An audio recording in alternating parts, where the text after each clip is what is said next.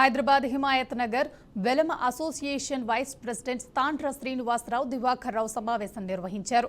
సర్పంచ్ల ఆత్మీయ సమ్మేళనంలో వెలమ జాతిని కించపరిచేలా విధంగా సీఎం రేవంత్ మాట్లాడారని ఆగ్రహం వ్యక్తం చేశారు.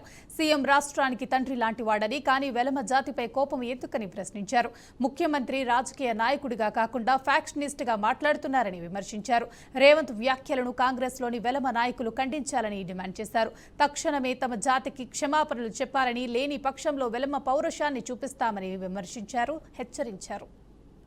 మన గౌరవ ముఖ్యమంత్రి రేవంత్ రెడ్డి గారు కోడంగల్లో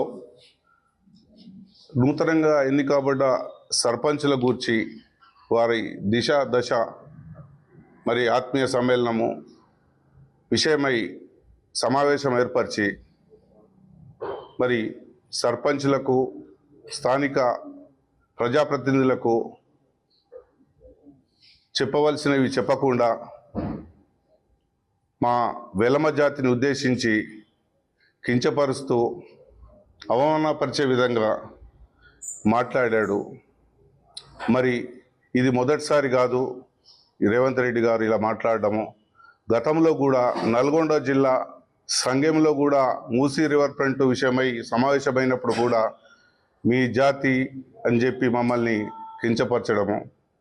మరి అలాగే 100 రోజుల కాంగ్రెస్ పాలన గురించి ప్రెస్ క్లబ్లో మీటింగ్ పెట్టినప్పుడు కూడా మీ జాతి, మీ కలుపు మొక్కలు అని చెప్పి మమ్మల్ని ప్రతిసారి కించపరుస్తూ యావత్ వెలమ జాతి అంతా ఈ విషయమై తీవ్ర నిరసనలు తెలియజేస్తూ ఒక జాతి పట్ల ప్రతిసారి అవహేళన చేయడము. మరి ఆయన పొలిటికలా ఫ్యాక్షనిస్టా అర్థం కావట్లేదు.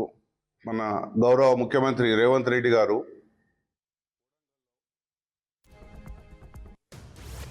ముఖ్యమంత్రి గారు చేసిన వ్యాఖ్యలకు నిరసనగా మేము ఈరోజు ఈ మీటింగ్ పెట్టుకోవడం జరిగింది.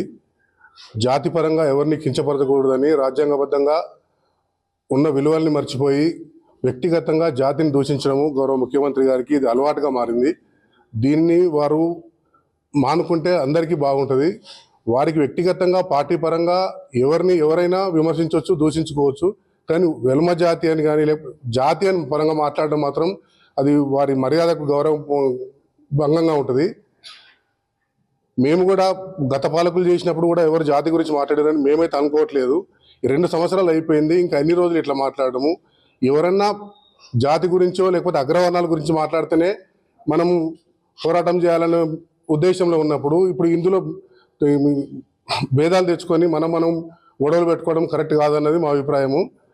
మా జాతిపరంగా మా దగ్గర కూడా నాయకులు, రాష్ట్రానికి సేవ చేసిన నాయకులు చాలా మంది ఉన్నారు. గౌరవ మాజీ ముఖ్యమంత్రులు ఉన్నారు, మాజీ మంత్రులు ఉన్నారు.